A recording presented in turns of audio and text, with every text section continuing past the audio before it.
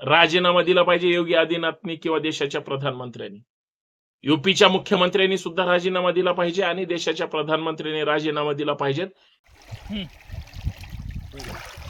सौराष्ट्रम सोमनाथम च श्रीशैल मल्लिकार्जुनम उज्जैनामाकाल ओंकार मल्लेश्वरम पर्ल्याम वैजनाथम च डाकिन्यम भीमशंकरम सेतुबंधेतु रामेशम नागेशम द्वारकावन्नी वारणस्यम तु विश्वेशम त्र्यंबकम च गौतमी तटे हिमालय केदारम कृष्णेशम च शिवालय एतानि ज्योतिर्लिंगानि सायं प्रातः पठिनारा सप्तजन्मम कृतं पापम स्मरणेन विनश्यति.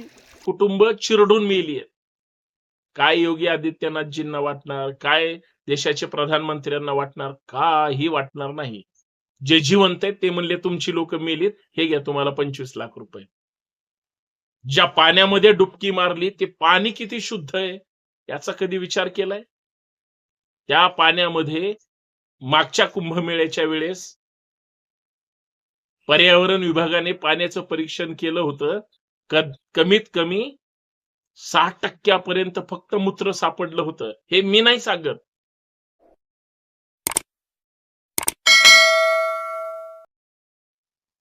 शेकडो लोक कुंभमेळ्यामध्ये चेंगरून मेले. आजपर्यंत ज्या वेळेस देशव्यापी कुठला कार्यक्रम असेल तर तिथली नैतिक जबाबदारी स्वीकारून त्या प्रधानमंत्र्यांनी किंवा त्या राज्यातल्या मुख्यमंत्र्यांनी राजीनामा दिला होता. उत्तर प्रदेशमध्ये प्रयागराजमध्ये महाकुंभ मेळा त्या ठिकाणी भरला. एकालाही त्या ठिकाणी वाटलं नाही की देशाच्या प्रधानमंत्र्यांनी राजीनामा दिला पाहिजे. सगळे गप्प बसले. एकाचंही तोंड उघडायला तयार नाही. एवढे धार्मिक गुलाम कशी काही लोक झाली हे कळायला मार्ग नाही.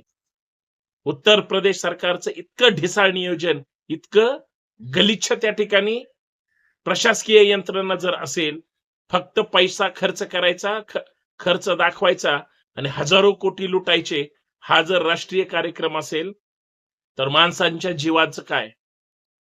ज्या पद्धतीनं बॅरिगेट्स तोडून लोक त्या ठिकाणी आतमध्ये गेली.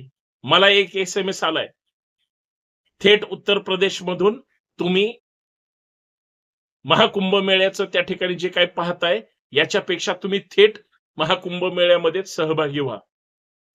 म्हणजे मला मेसेज आलाय महाकुंभ मेळ्याच्या निमंत्रणाचा थेट उत्तर प्रदेश सरकारकडून. माझ्यासारख्या हजारो करोडो लोकांना तोच मेसेज गेला असेल. सगळे लोक परत कुंभमेळ्यामध्ये गेले. गर्दी किती होईल? नियोजन काय? खर तर ज्या धर्मसंसदेच्या नावाखाली शंकराचार्य किंवा त्यांचे वेगळ्या धर्मपीठाची सगळी संत महंत मंडळी म्हणतायत की होय, उत्तर प्रदेश सरकार अत्यंत निर्दयी आहे, कुठलंही नियोजन नाही. काही धर्मपीठाच्या किंवा धर्मसंसदेच्या वतीनं उत्तर प्रदेशचे मुख्यमंत्री योगी आदित्यनाथ यांच्या कार्यक्रमावर किंवा त्यांच्या एकंदरीत सगळ्या ह्याच्यावर प्रचंड नाराजी व्यक्त केली, निषेध केला. बोला, इतकं जर ढिसाळ नियोजन असेल उत्तर प्रदेशमध्ये किंवा योगी आदित्यनाथ कडून, कुठल्या सनातन धर्माची चर्चा करताय? कुठल्या हिंदू धर्माचं संरक्षण करताय? अरे हिंदू चिरडून मारला गेला महाकुंभ मेळ्यामध्ये. हिंदू कुटुंबासहित त्या ठिकाणी चिरडून मेला. काहीच वाटलं नाही. फक्त शोक व्यक्त करून चालणार नाही किंवा त्यांना 10-25 लाख रुपये देऊन चालणार नाही. अशी माणसं मारणारी यंत्रणा जर शासकीय स्तरावर असेल, याचं दुर्दैव कुणालाच वाटत नाही. याच्यावर कुठली माध्यमं ताकदीनं बोलायला तयार नाहीत, कारण तुम्ही निगेटिव्ह प्रचार करू नका. आता कुंभमेळ्यामध्ये जर माणसं चेंगरून मेली गेली, काही ठिकाणी जाळपोळ झाली, ठीक आहे, माणसं त्या ठिकाणी भरपूर आहेत. संत महंत किंवा साधू, ती जी काही मंडळी आहे ती संपूर्ण देशाच्या कानाकोपऱ्यातून आली, तिथं गर्दी झाली. काय तिथल्या गंगास्नान करणाऱ्या लोक एकदा पाण्यामध्ये शिरल्यानंतर, पाण्यात घुसल्यानंतर, पाणी शरीराला स्पर्श झाल्यानंतर, पाण्यात गेल्यानंतर काही लोक असं म्हणतात सगळं आतमध्ये होतं. काय त्या पाण्याची सुद्धा अवस्था असेल?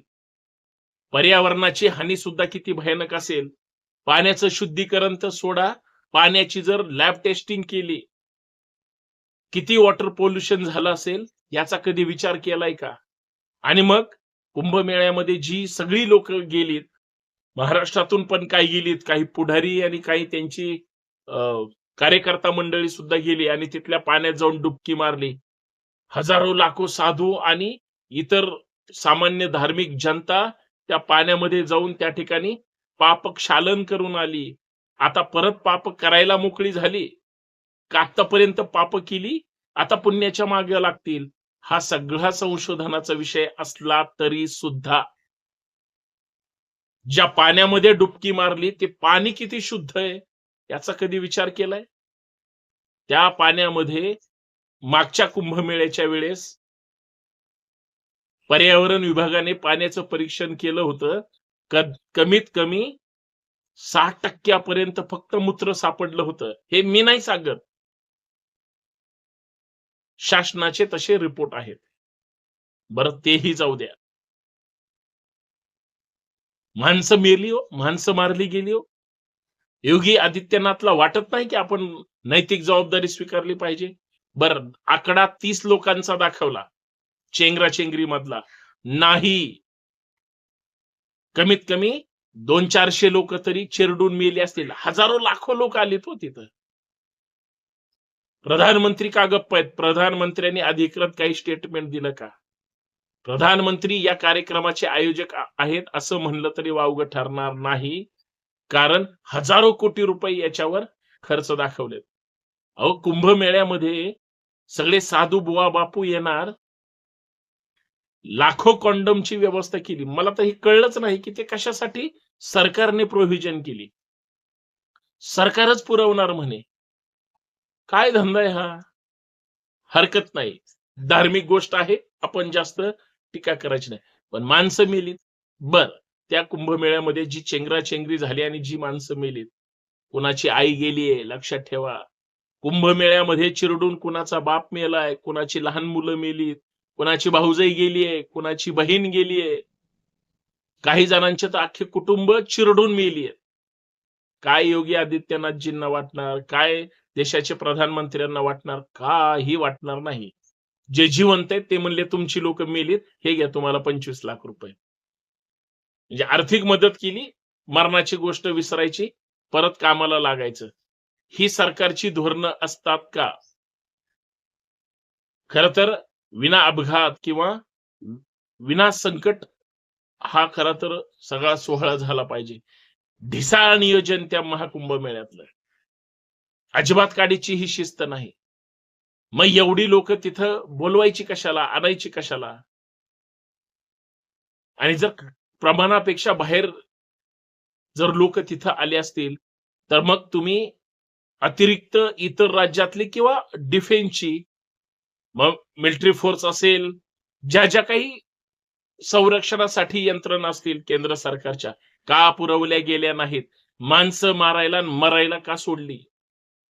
योगी आदित्यनाथला, मुख्यमंत्री महोदयांना कोण त्या ठिकाणी विचारणार?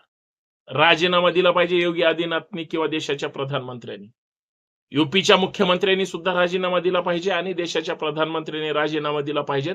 तुम्ही आयोजित केलेल्या आणि जनतेच्या हजारो कोटी रुपये खर्च करून महाकुंभ मेळ्याचं आयोजन केलं, ढिसाळ नियोजन झालं, लोक चिरडून मेली गेली.